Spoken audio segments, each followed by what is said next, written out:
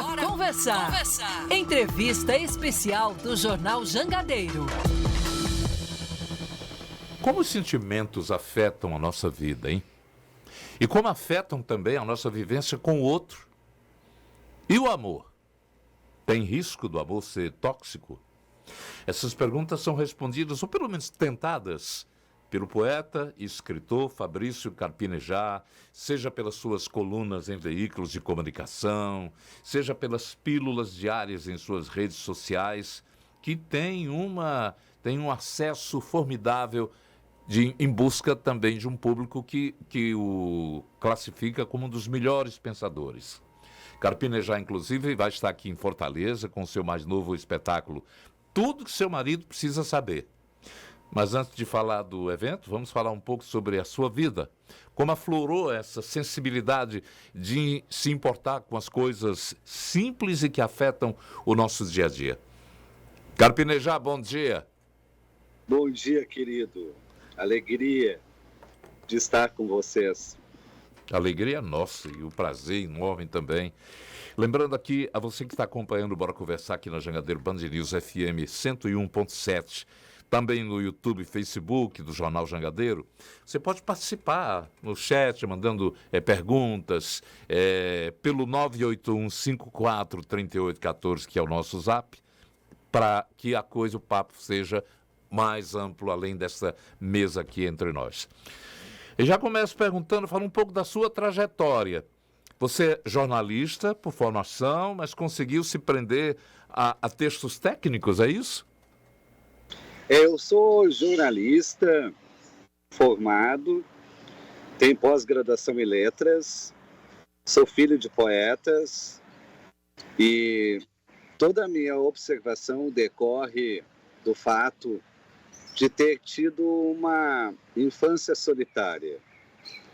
Como eu tinha poucos amigos, eu ficava observando a vida e me abastecendo das miudezas, do olhar baldio, do olhar vadio, tentando adivinhar o que as pessoas estavam sofrendo ou sentindo, me antecipando às reações delas. A minha literatura, ela é feita para ajudar quem está sofrendo sem perceber. É um poeta, até falando aqui, a gente vê aflorar nele a poesia da sua voz, da sua linguagem, o conhecimento de uma arte da escrita e do pensar. Você já tinha, desde da mocidade, interesse em cursar essa atividade jornalística ou tinha outros projetos? Eu sempre escrevi com esse propósito de ter uma coragem da letra. A gente pensa que coragem é falar rosto a rosto, coragem é falar no papel e deixar escrito, assumir o que você escreveu, assinar o que você sente. O jornalismo é isso, o jornalismo é traduzir as emoções do cotidiano, o quanto que nós desprezamos quem está junto, porque sempre queremos surpreender os demais. Nós não valorizamos quem está ao nosso lado e ver o quanto que os elementos mais simples da nossa rotina dizem muito. Um pano de prato, por exemplo.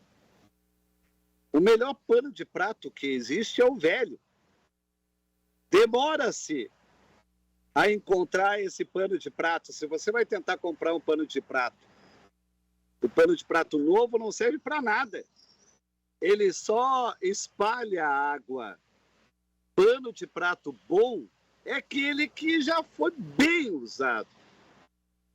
O mesmo podemos dizer do amor.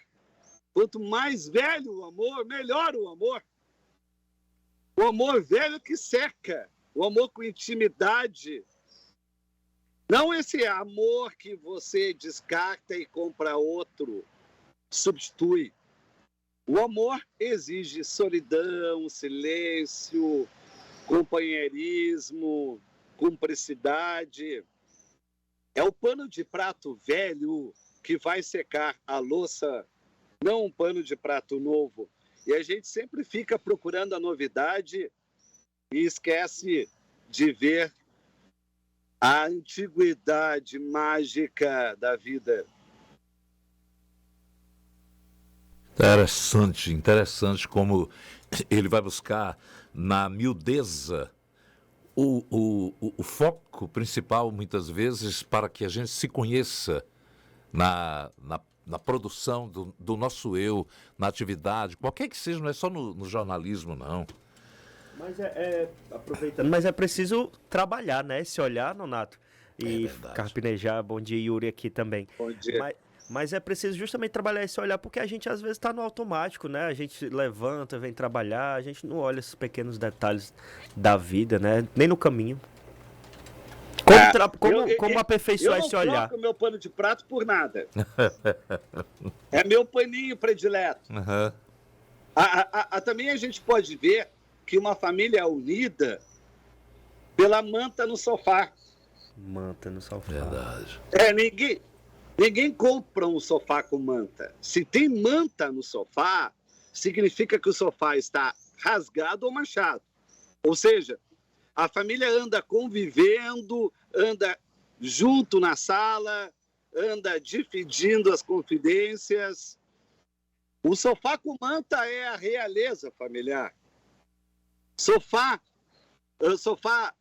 novo, limpo, significa que cada um está encastelado no quarto. Ninguém anda se falando. E essa mudança de buscar o cenário por onde a gente transita, por onde a gente atua, em busca de, não, vamos renovar tudo isso aqui, mas muitas vezes perdemos o nosso contato raiz natural com coisas e pessoas, não é isso? Exato. O importante é a convivência.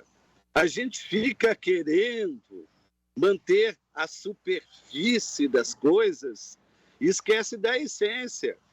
Que bom que o sofá está rasgado ou manchado, porque que bom que a família não anda separada. Que bom que tem cachorro, gato pela casa. Que bom que tem vida desorganizada, mas é vida sendo vivida. É vida sendo usada. Casa não é hotel, gente. Casa precisa ter uma desordem mínima. Precisa ter os filhos jogando as roupas e você recolhendo as roupas. Precisa dessa dinâmica. Você vai sentir saudade sempre da confusão. Ninguém vai sentir saudade do deserto, do isolamento, da casa em ordem. Carpinejar, muito bom dia. Carla Moura aqui, prazer conversar com você. Eu sou uma das suas seguidoras há alguns anos já nas redes sociais e a gente vê lá nas reflexões, nas conversas, nos diálogos, né, que muitas o procuram com dores amargas, de relacionamentos amargos, muitas delas submetidas a situações que muitas outras mulheres dizem que jamais se submeteriam. A gente consegue visualizar isso, por exemplo, nos comentários, inclusive das respostas das suas postagens. Na sua experiência em ouvir, em falar sobre e também com essas mulheres, já foi possível identificar o porquê essas milhares de relações doentias ainda perturbam tanto diversas mulheres e os casos, como a gente vê, que acabam virando notícia, né, que começam exatamente na dor, na intimidade dentro da casa de cada uma delas? Sim, perfeita a sua análise. Uma análise dentro de uma pergunta. Meu espetáculo, Tudo o que Seu Marido Precisa Saber, tem esse objetivo de combater o romantismo. O romantismo é o mal dos relacionamentos, porque o romantismo traz dependência psicológica. Você acredita que o outro é a sua metade e faz tudo para agradar, inclusive anulando a sua identidade, a sua personalidade. Veja o quanto que é prejudicial não ter seus próprios amigos, seu próprio contato com a família, seus passatempos, seu lazer, porque tem que fazer tudo com o outro. Tudo dentro do casamento. Você não nota, mas você quer reconhecimento do outro e nega os seus desejos, as suas vontades, os seus projetos, os seus sonhos. Você não é capaz de realizar nenhuma viagem mais sozinho, porque tudo tem que ser de casalzinho. Tudo tem que ser a dois. Aí, você acaba indo para um lugar que não quer ir, porque tem que ter aprovação do outro. Aí você deixou a casa dos seus pais para ter independência, para não precisar de autorização ou licença para qualquer atitude, e passa a estar dentro de um casamento em que você não pensa sem autorização, não sai sem autorização, não tem um amigo, não recebe um amigo sem autorização. Que tirania é essa que estamos nos submetendo? Precisamos entender que a liberdade deve ser sempre maior do que o amor. Porque o amor começa na liberdade. Não caia nessas provas românticas em que você tem que abdicar de algo que você gosta para estar com o outro. Aí você pensa que o outro está apaixonado por você e quer mais tempo com você. Não! A outra pessoa quer que você não tenha mais nenhuma outra distração senão o relacionamento. Santi, eu ouvindo você falar, e o nosso Yuri até disse, ele é um Sherlock Holmes dos sentimentos. A figura da pessoa que busca em pequenas joias da dimensão humana pistas para identificar o eu, a nossa essência. Isso é de uma admiração incrível. Eu vou lhe contrariar, sabia? Eu sou um leitor de pensadores desde os chamados clássicos, não sou não tenho a perfeição dos bons leitores, não, mas até os pensadores da contemporaneidade. E confesso que você consegue viajar na contramão do que acaba de falar. Vou explicar. Você não deixa o seu pano de prato velho por outro. Mas você me força a dizer que eu troco tudo que li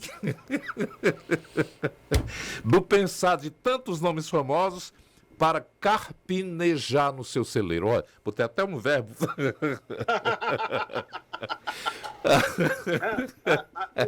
O que nós temos que entender é que o pano de prato é nosso. Isso. Não, a gente não pode ter um relacionamento sem confiar. A gente entra num relacionamento para corresponder expectativas irreais. Quando o amor é um filme de baixo orçamento, a gente não precisa de muito para ser feliz. Então, veja só, se a minha esposa gosta de uma roda de samba e eu sou um poste, não danço nada, aí ela deixa de ir na roda de samba porque eu não vou junto. É um contrassenso. Eu confio nela, ela vai na roda de samba. Ela não precisa da minha companhia. Eu não sou reboque dela. Quando ela voltar, ela vai contar tudo que ela viveu na roda de samba.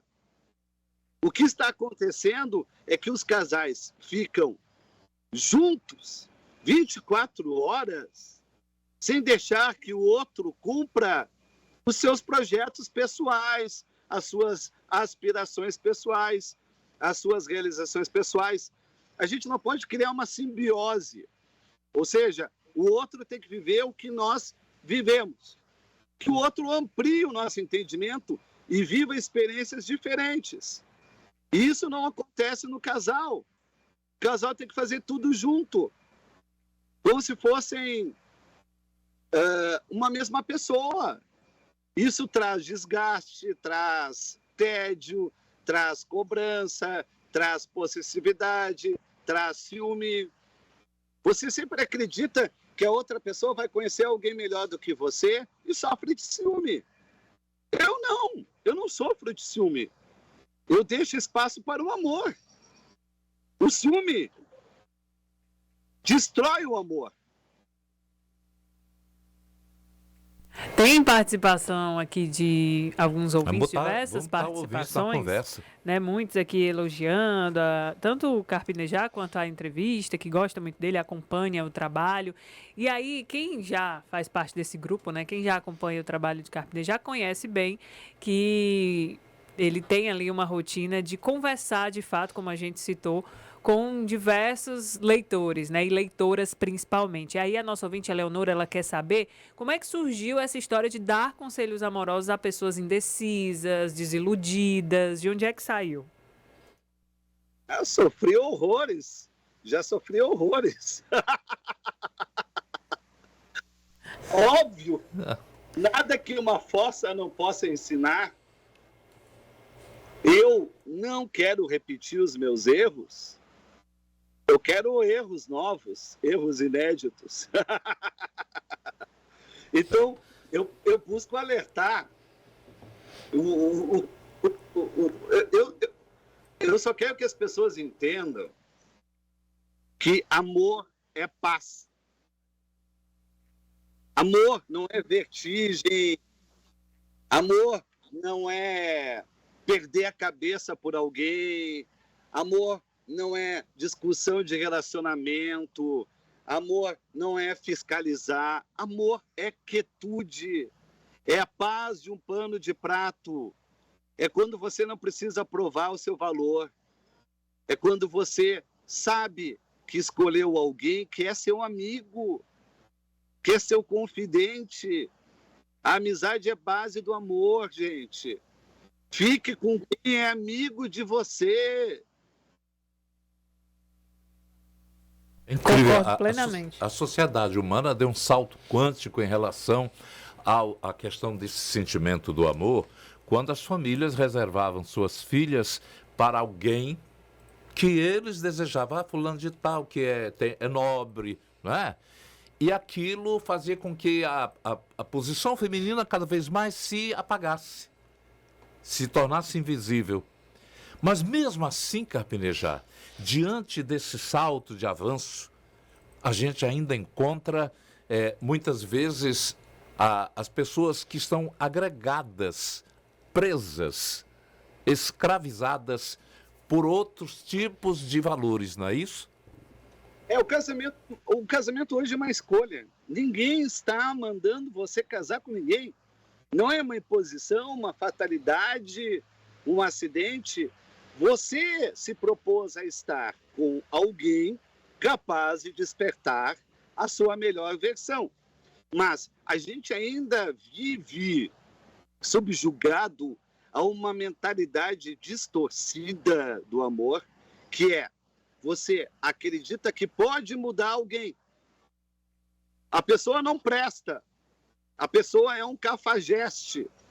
A pessoa é uma sedutora inveterada. Aí você pensa, comigo será diferente. O comigo será diferente é o princípio do caos. A pessoa não vai mudar.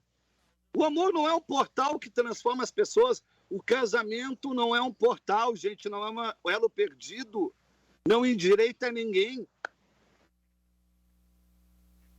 Deixa eu colocar no meio da roda aqui da conversa, Júlia dizendo bom dia, muito interessante o convidado de hoje. Eu confesso que você está coberta de razão, Júlia. O Robert, Carpinejar, como se blindar da ansiedade que a internet e as redes sociais podem nos causar devido ao seu excesso de informações? Tendo momentos offline, você precisa caminhar sem celular. Você precisa sair com os amigos sem celular. Você precisa exercer o que eu chamo de unipresença afetiva, ou seja, estar num único lugar de cada vez. Não queira estar em vários lugares ao mesmo tempo, que é a doença da virtualidade. Você está com os amigos e não pare de responder mensagens no celular. Ou seja, você não está com os amigos. Você saiu de casa e continua respondendo o seu namorado ou a sua namorada. Deixa quieto! Você não precisa do celular sempre. Sabe, a gente pode fazer um exercício. Quem aqui já não esteve numa praia remota ou num sítio, numa chácara, sem sinal de internet? Passou 1 ou 2 dias assim, aflito, angustiado, pensando que todo mundo estava procurando você. Quando voltou no primeiro sinal da estrada, pensava que viria uma enxurrada de mensagens. Não veio nada. Ninguém procurou você. Era a sua ansiedade dizendo que todo mundo estava procurando você.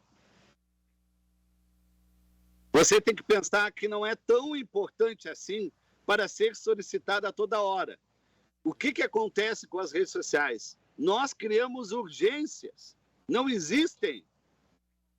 Você vive querendo viver o próximo minuto e esquece de viver o seu minuto agora.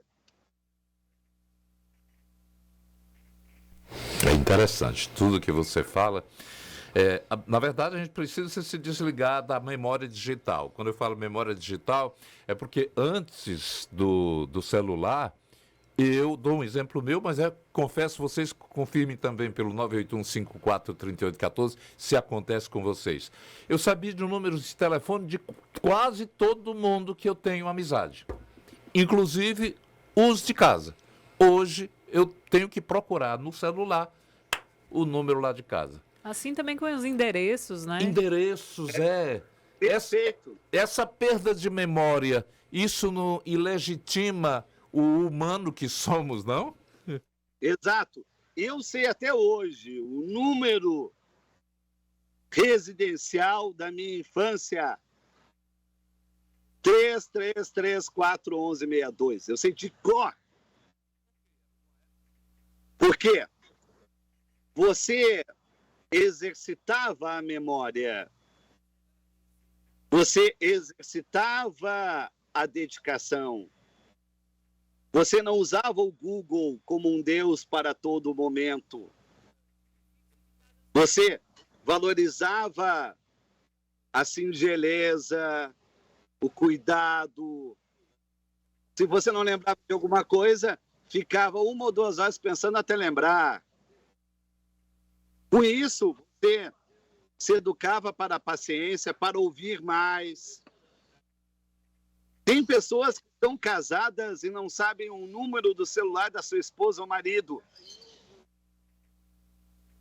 Se não tem bateria no celular e acontece o imprevisto, não tem a quem recorrer. Ô, Carpineja, desculpa, Noná, tem não, a Regina aqui, nosso ouvinte, ela está falando aqui de um termo que é muito comum, que é a história do eu tenho o dedo podre para relação. Né? Ela diz como é que quebra, como é que eu faço parte desse dedo, porque é um erro atrás do outro. Em primeiro lugar, nós temos uma noção de que quantidade traz qualidade. Mentira! Quantidade só traz trauma. Você pensar, quanto mais eu sair, mais eu vou encontrar a minha pessoa predileta e fundamental. Não! Você se barateia, você se banaliza, você aceita qualquer convite. Eu parto do princípio de que você deve ter pré-requisitos. Não saia com qualquer um. Converse antes. Troque mensagens. Saiba quais são os projetos e planos dessa pessoa, o que ela quer para a vida, o que ela pensa, o que ela sente. A intimidade é o melhor cupido que existe, gente. Mas você quer acertar pela aparência. Se fosse pela aparência, minha esposa nunca teria me escolhido. E eu adicionaria ainda um outro ponto, né, Carpinejar? Esteja atento aos sinais. Isso me fez lembrar aqui, enquanto você falava, de uma história que eu até compartilhei essa semana com o Yuri. Uma história já antiga. Hoje, graças a Deus, sou casada, tenho um filhinho vindo aí. Mas na época de solteiro, eu lembro que fui a um encontro. Já não gostava muito assim de encontros tão individuais e particulares. Mas nesse eu escolhi ir. E aí, chegando para o jantar, eu estava com uma saia.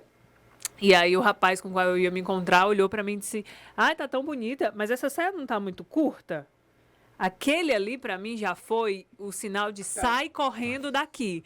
E aí o que me chamou muita atenção foi porque quando eu fui contar essa história para uma amiga, né, e aí foi bom, deu certo? Eu disse: "Não, nos primeiros 10 segundos já deu errado. Eu fiquei mesmo só para poder comer a pizza e depois fui embora." E aí eu contando para ela, eu disse: "Olha, ele disse isso, essa saia não tá muito curta." Quando eu terminei de falar, ela disse: ela achou bonito o fato dele ter comentado que minha saia, como se no primeiro encontro ele estivesse preocupado. Para mim, aquilo ali já me preocupou. Eu disse: "Não, meu amigo, peraí, o que é isso? No primeiro encontro você está falando o tamanho da minha saia, o que você não vai falar depois?" Né? Devia ter respondido para ele: "A minha saia é curta, como o seu pensamento é curto." Perfeito. Seria uma resposta admirável que certamente... O Carpinejar vai se apresentar. Não estou encerrando ainda o papo, não, mas tem gente aqui. Quando é que ele vem? Para onde é que ele vai? Fabrício Carpinejar vai se apresentar no espetáculo Tudo que Seu Marido Precisa Saber, no Teatro Rio Mar, dia 22 agora, às 9 da noite. O show vai abordar a relação entre felicidade e a vida a dois, mostrando como abrir espaço dentro de relacionamentos para a individualidade, para com os amigos e a família. O que me chama a atenção aqui, no release que me chega aqui Carpinejar, você vai se apresentar com a mesma roupa medieval, utilizada em seu próprio casamento, uma criação do estilista Ronaldo Fraga. Além do figurino, o público poderá acompanhar em tempo real, em um telão, os batimentos cardíacos do seu coração. Claro, do cardíaco é do coração, Nonato.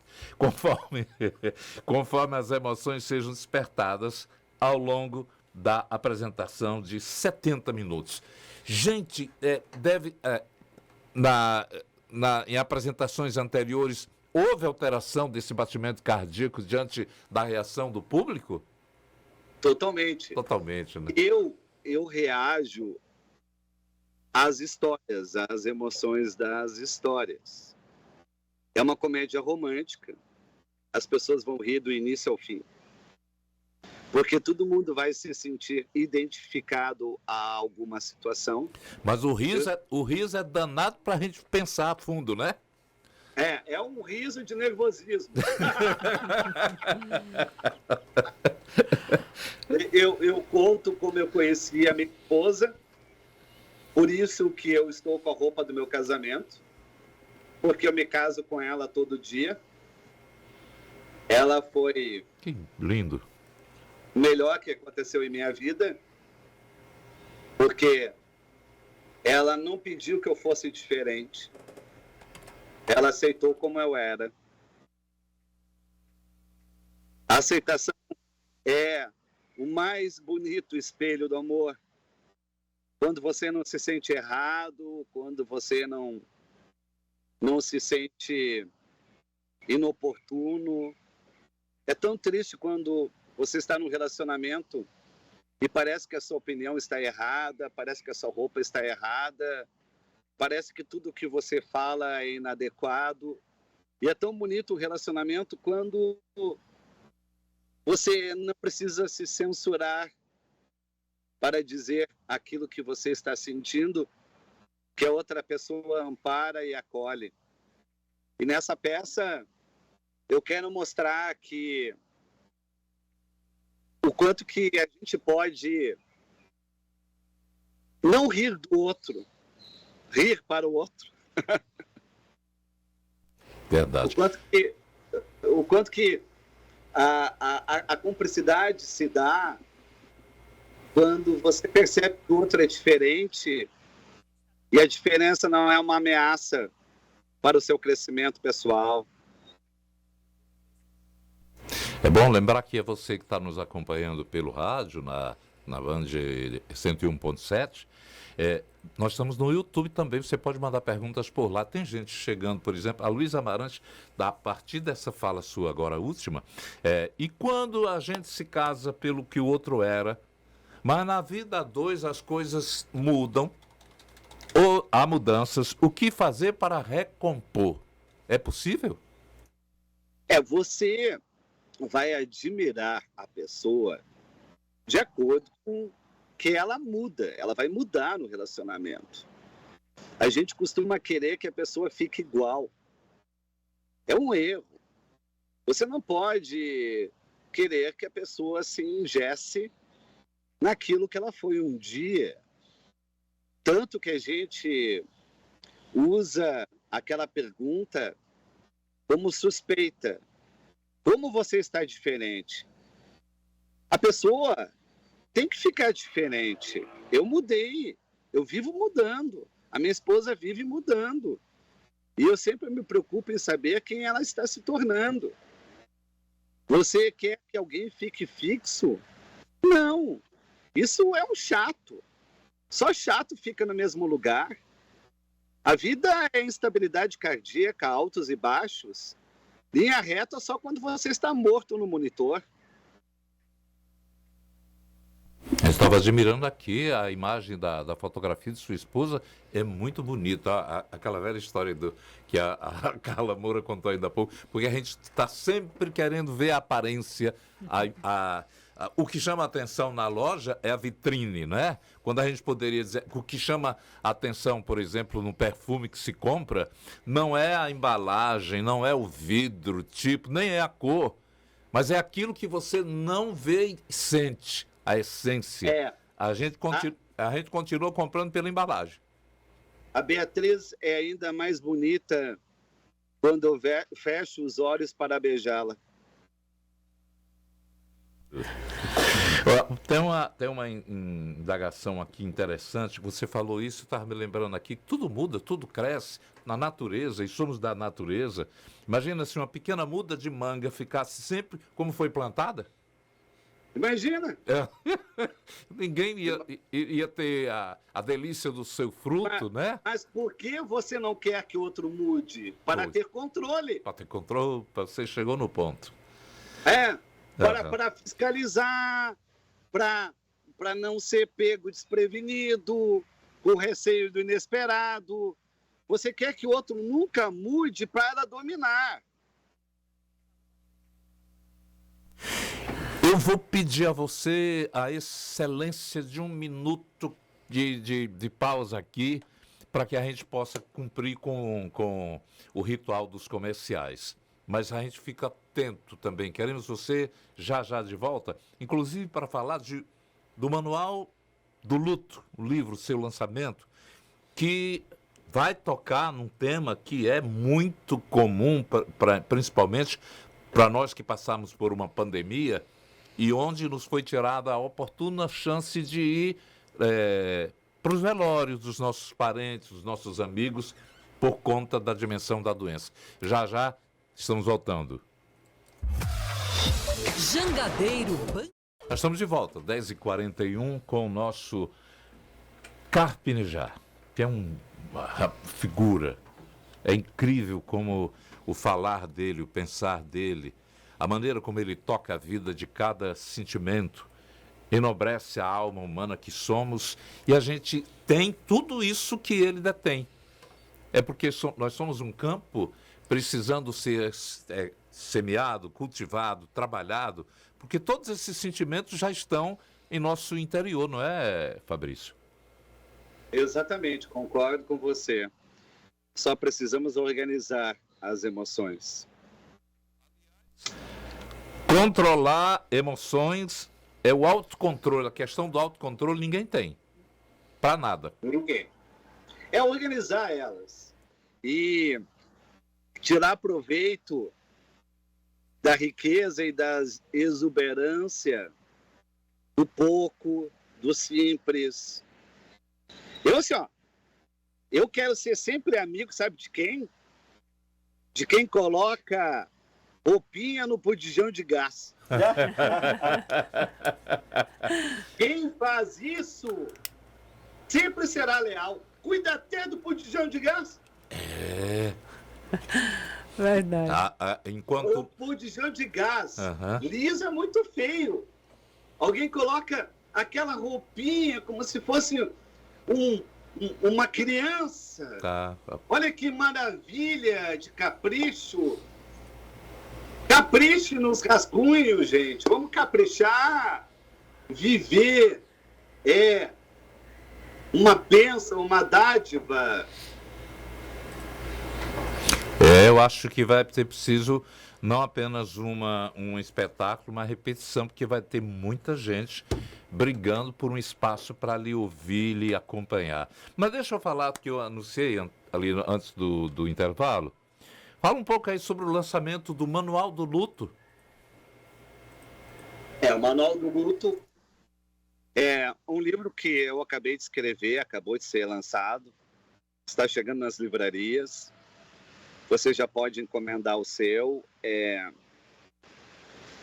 um livro difícil, é um livro em que eu abordo mentiras a respeito do luto. O luto, dizem que passa, não passa. É para a vida inteira. Você não tem como eliminar aquela dor. Você vai ajeitar aquela dor a doer menos. Mas você nunca se livra dela. Outra mentira é que você, com o tempo, se acostuma com a dor diminui. Não diminui. A dor será sempre aguda, não importa o tempo. Quem sofre de um luto não é respeitado. Tem que se recuperar rapidamente. Ele é apressado a voltar à sua vida como era antes, à sua normalidade. Não existe mais normalidade quando você perde um ente querido, porque você mudou pelo impacto daquela ausência. Você nunca mais será o mesmo. Você fica à flor da pele, tudo dói. Você tem uma felicidade que é engolida pela saudade. Quando você está feliz, consegue ficar feliz, no meio da tristeza, você lembra como aquele ente querido também estaria feliz naquela ocasião. E a saudade engole a felicidade sua. Você tem mais saudade do que felicidade. Porque não é a outra pessoa que morreu, é você que morreu para ela, é você que não pode mais vê-la, não pode mais abraçá-la, não pode mais beijá-la, não pode mais receber a visita dela. Ela continua cada vez mais viva dentro de você. Quando morre alguém, é você que deixa de ser importante. O luto não é respeitado. Como que você vai se recuperar depois de perder um filho? Você nasceu para viver menos do que o filho e de repente tem que viver mais do que ele? Me conte como. Você vai soprar velas apagadas todo ano, porque você nunca vai deixar de imaginar o que seu filho estaria fazendo. Não minta para quem perdeu alguém, porque senão a pessoa vai se achar louca, vai achar que está sofrendo excessivamente, vai achar que não é normal. vai achar que está doente. Doença é indiferença. Doença é não dar a mínima. Doença é não sofrer depois de tanto amar. Doença é não sofrer depois de tanto amar. Você está me fazendo resgatar aqui na memória. Eu estava num velório e a esposa que perdera o marido, de repente ela tinha um controle das emoções dela. Os dois foram amantes muito ligados, muito apaixonados. E alguém lá da família citou, mas fulano não está sentindo nada, está tão calma, está tão controlada. E ela ouviu alguém citar isso, falando baixo, e disse, olha, eu não choro agora porque eu tenho uma eternidade para chorá-lo. Isso, que bonito. É uma alma de amor e respeito. E estava ali fazendo-se de forte para se sustentar, não é? Mas saberia que a perda era inimaginável. Ô, Carpinejar, você é fabuloso. Isso alguém já deve ter dito a todos os seus leitores, as companhias. É incrível. Eu queria passar até meia-noite. mas a gente tem que liberá-lo também para os seus... Esse caso que você citou é de uma sensibilidade inacreditável, porque quando você perde alguém, é susto primeiro. É susto. Você está assustado. Impactado, né? Você vai sentir as lágrimas só depois. E ela falou isso mesmo. Eu tenho uma eternidade para chorar. A gente não tem que chorar pelos outros, né? A gente chora por si mesmo. Muito bonito. Eu quero dizer obrigado. E faço um convite ao pessoal. Eu sei que está todo mundo interessado em lhe ver, lhe ouvir e lhe aplaudir. Mas você é quem a voz do convite é sua. Eu vou estar esperando todo mundo em Fortaleza, agora é dia 22, às 21 horas, no Rio Mar. A possibilidade de partilhar a experiência. E eu falo que o mais bonito é ser um instrumento. Ser um instrumento das palavras. Ser um instrumento de Deus. Eu só tenho que deixar um instrumento afinado. O resto é a emoção que diz. Muito obrigado. Até o dia 22. Eu acho que você vai, Yuri e Carla Moura. Todos nós, o Pedro, nós já estamos certos de nos encontrar junto à sua grandeza de alma. Vou dar um bom abraço em você. Um abraço, muito obrigado. Gente, a gente conversou com uma figura que o pessoal está reconhecendo aqui através da live também dos depoimentos.